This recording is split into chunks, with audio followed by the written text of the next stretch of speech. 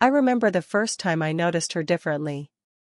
Of course, I'd seen her before. She was my professor, standing at the front of the lecture hall with the quiet authority of someone who had nothing to prove.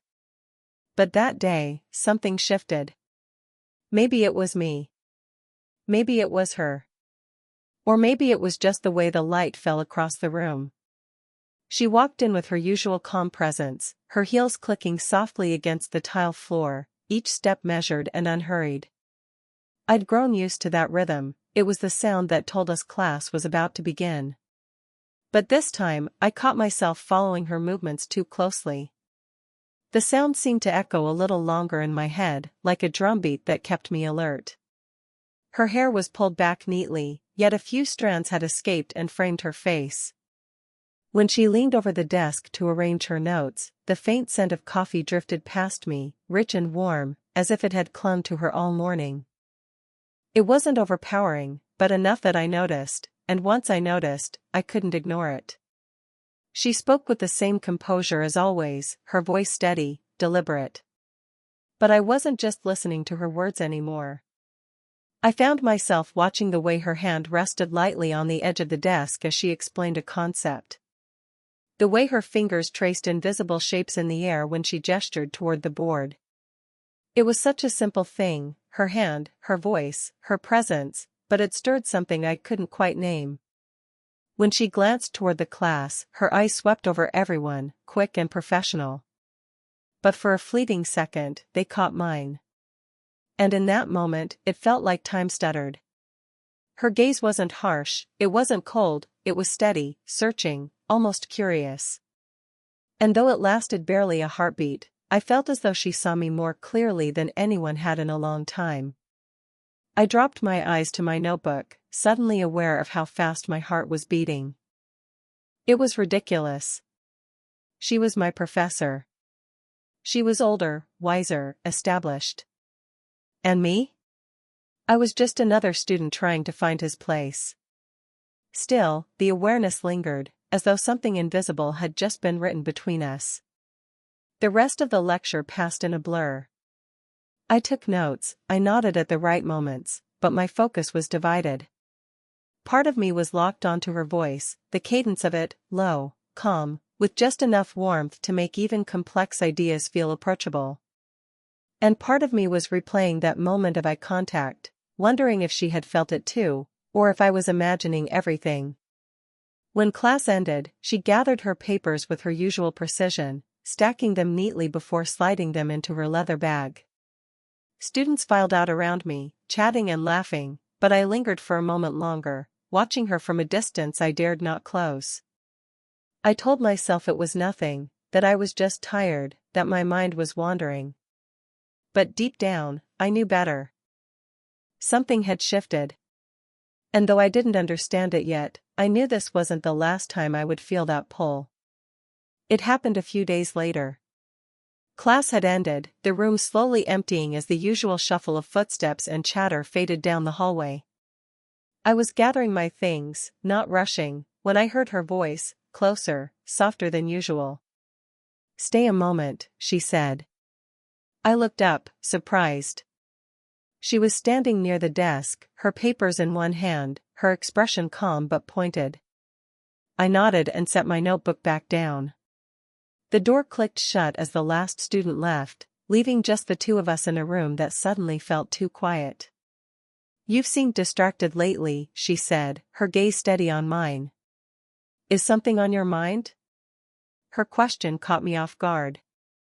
I expected a lecture about coursework, maybe a reminder to focus. Instead, there was genuine curiosity in her tone, a softness that made it impossible to hide behind quick excuses. I shrugged lightly. "Maybe. I guess I've had a lot on my mind." She tilted her head, waiting. I could see the faint lines near her eyes, not harsh, but the kind that come from years of thoughtful expression. She wasn't just asking as a professor. She was asking as someone who cared to listen. So, I told her. Not everything, not the whole truth, but enough. That I'd been restless. That books and music had been my only escape lately. That sometimes I felt like I was chasing something I couldn't quite name. Her lips curved into a small, knowing smile. Books and music, she repeated, as though tasting the words. Good places to get lost. I nodded. Do you read much outside of teaching? Her eyes lit in a way I hadn't expected. More than I should admit. My shelves at home are overflowing. I keep promising myself I'll stop buying new ones, but, well, promises are easy to break when it comes to literature. I laughed quietly, and for a moment, the formal walls between us seemed to thin. She stepped closer, setting her papers aside, resting one hand on the edge of the desk. What about music? She asked. What pulls you in? Her voice was quieter now, like we were sharing something meant for no one else.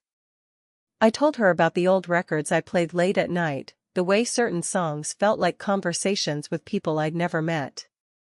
She listened intently, her eyes never leaving mine, as though each word mattered more than the last. The fluorescent lights above hummed faintly, but I barely noticed. What I noticed was her presence, the calm way she leaned slightly toward me, the subtle rise and fall of her breath, the warmth that seemed to radiate from her in waves. At one point, I caught myself focusing too closely on her lips as she spoke, the careful way she formed each word. It wasn't intentional, it was just where my eyes landed. I blinked quickly, trying to pull myself back, but the awareness lingered. Our conversation drifted back to coursework eventually, a reminder of the world we were supposed to exist in. Still, when she handed me back a paper with a quiet, "You're doing better than you think," I felt a strange heat stir in my chest. It was only a short talk, maybe 10 minutes at most. Yet when I walked out of the classroom, the air felt different, like I was carrying something with me. Something quiet. Something fragile. Something that had only just begun. The following week, her words found me again, though this time, they carried a different weight. Class had ended, and most of the students had already disappeared into the hallways, leaving only a few scattered voices echoing in the distance. I lingered behind, as I'd begun to do more often. Not intentionally, I told myself. But the truth was, part of me hoped for those few stolen minutes at the end, when the room felt like it belonged to only us. I was leaning against the desk near the front, absent-mindedly scribbling in my notebook, when I heard the sharp but quiet sound of her heels approaching. I looked up. She was watching me, not as a professor marking attendance, but as a woman carefully measuring something unspoken. "You're distracted again," she said. Her tone was firm, but not harsh. Her arms folded lightly across her chest, and there was a faint crease between her brows. I knew that expression, one she probably reserved for students she wanted to steer back on track. But with me, it felt different, more personal, as though she wasn't only talking about coursework. I smiled faintly, trying to disarm her seriousness. Maybe. Or maybe I'm just thinking too much. She didn't let me off so easily. Thinking is good. Letting it interfere is not. I closed my notebook slowly, choosing my words. And if what I'm thinking about happens to be you? Her breath caught, almost imperceptibly, and for a second, silence filled the space between us like a current. I hadn't planned to say it, not like that, but the truth slipped out before I could stop it. Her eyes softened, though her arms stayed crossed, a shield she wasn't ready to lower. "Don't get distracted," she repeated, but this time her voice was quieter, tinged with something that wasn't just warning. It was caution wrapped in concern, maybe even in fear. I leaned forward slightly, my elbows resting on the desk, my gaze steady on hers. "You say that like it's a choice." Her lips parted, as though she had more to say, but no words came out. Instead, her eyes searched mine, almost desperately, as if she was trying to decide whether I was joking, or worse, whether I meant every word. And I did. The air between us grew heavy, thick with the kind of silence that demands attention. I could hear the faint hum of the lights above, the muted sound of laughter from somewhere down the hall, even the scratch of her bracelet shifting against her wrist when she finally uncrossed her arms. "You don't understand what you're saying," she whispered finally, her voice softer now, more vulnerable. "Maybe not," I admitted, "but I know what I feel. And you're my distraction, whether I want it or not." Her eyes closed briefly, as if steadying herself, before opening again. When she looked at me, the warning was still there, but so was something else, something unspoken, fragile, and dangerously close to breaking free.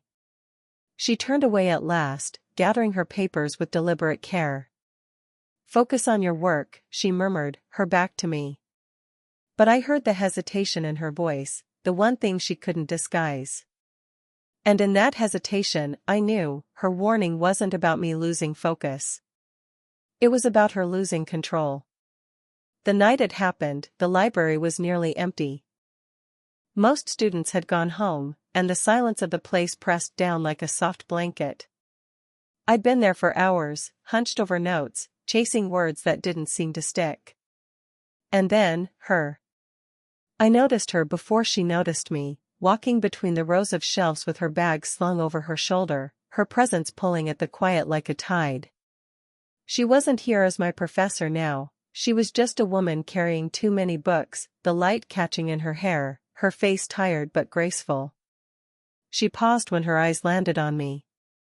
"Still here?" she asked, her voice low enough that it didn't disturb the silence.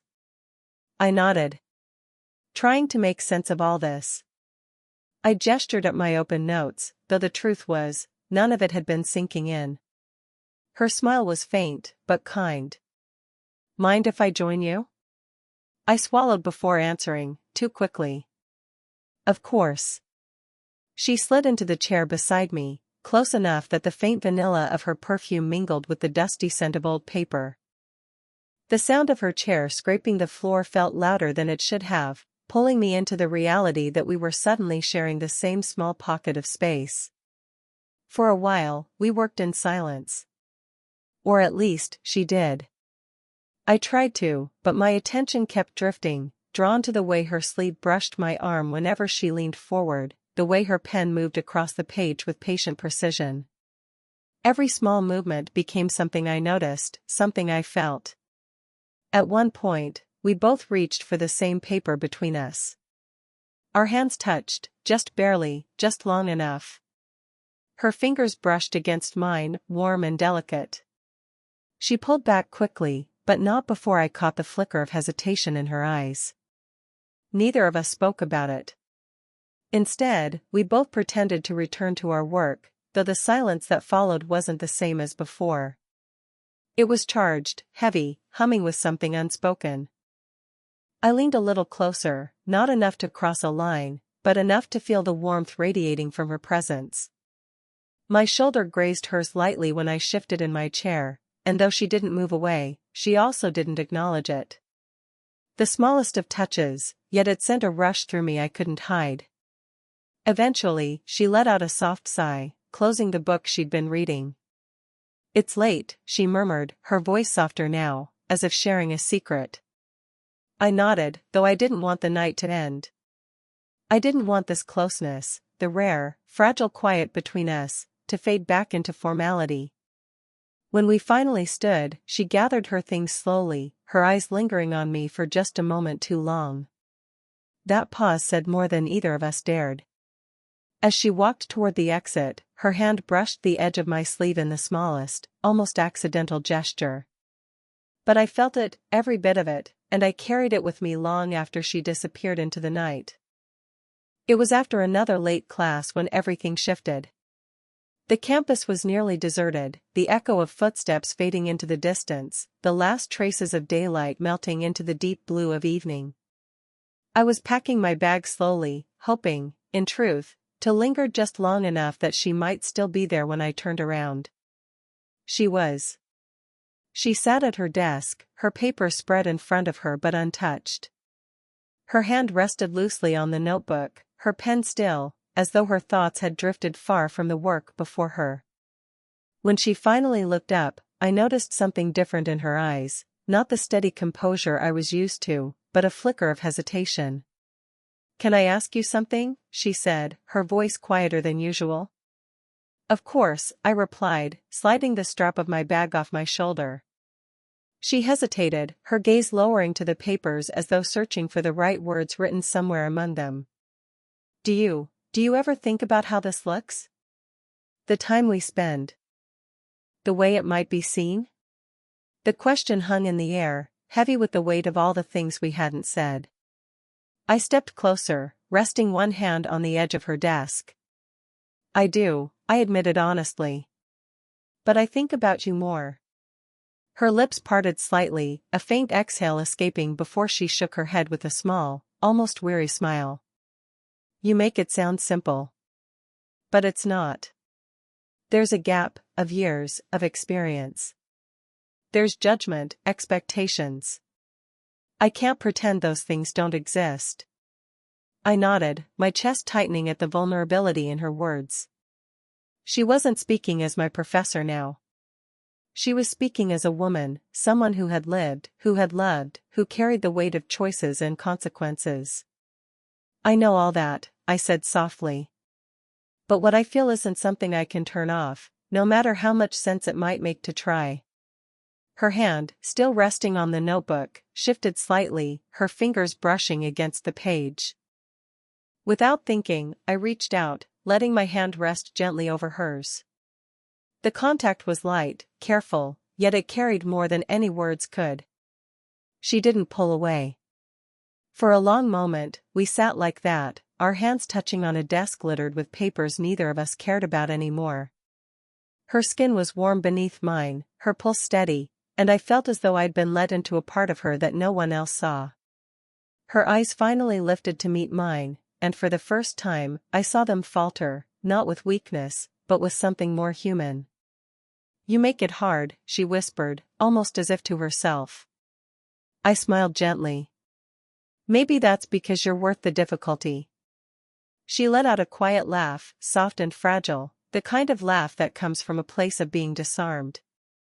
And in that sound, in that fleeting moment, I felt the fragile bond between us strengthen. We didn't move beyond that simple touch.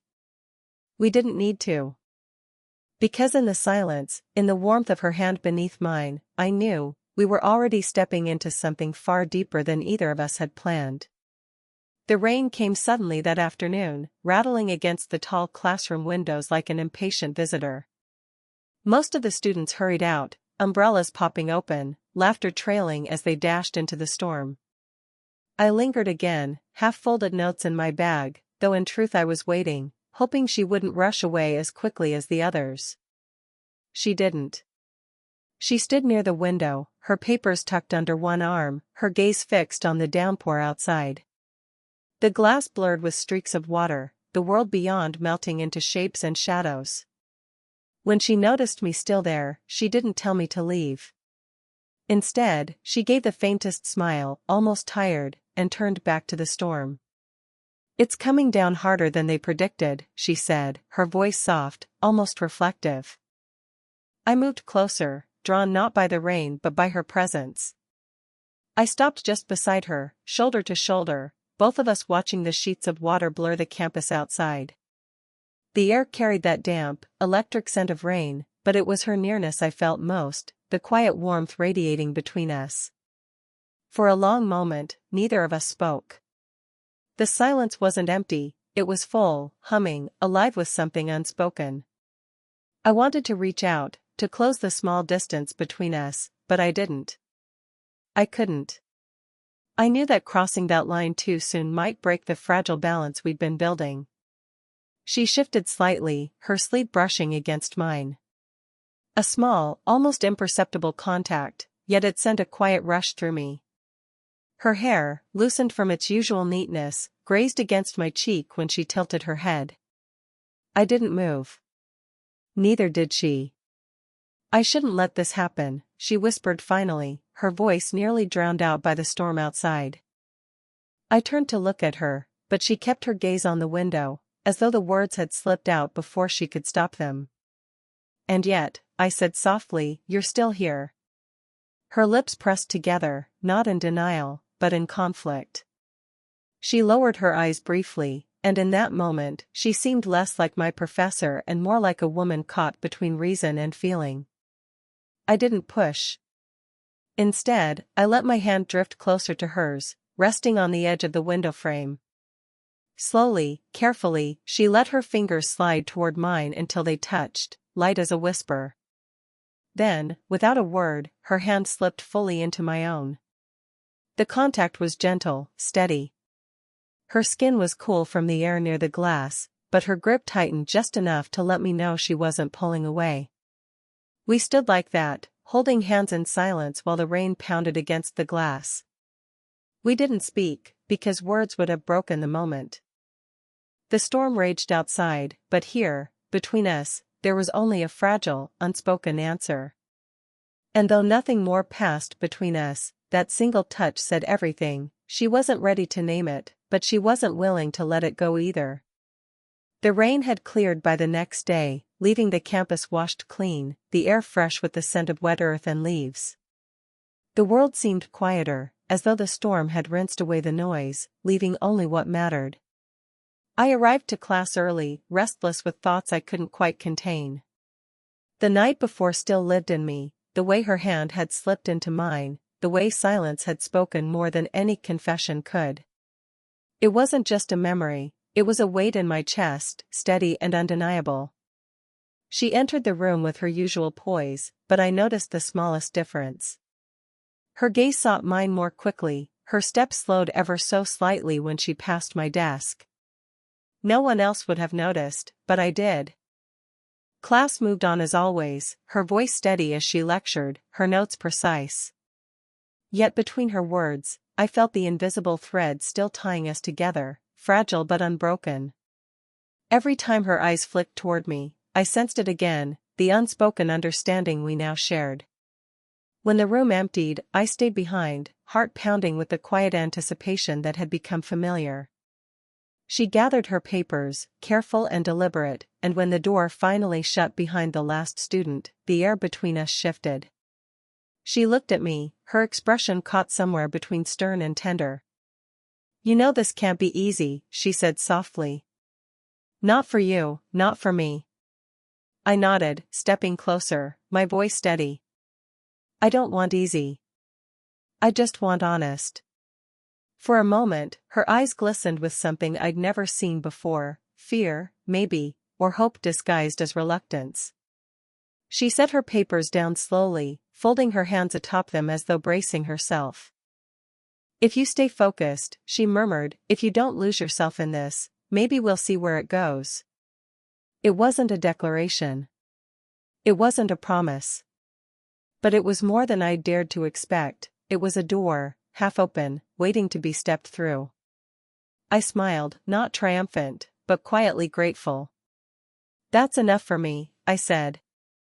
Her shoulders eased, and for the first time in weeks, she allowed herself to truly smile, not the polite, composed curve of her lips I'd seen in class, but something softer, warmer, meant only for me.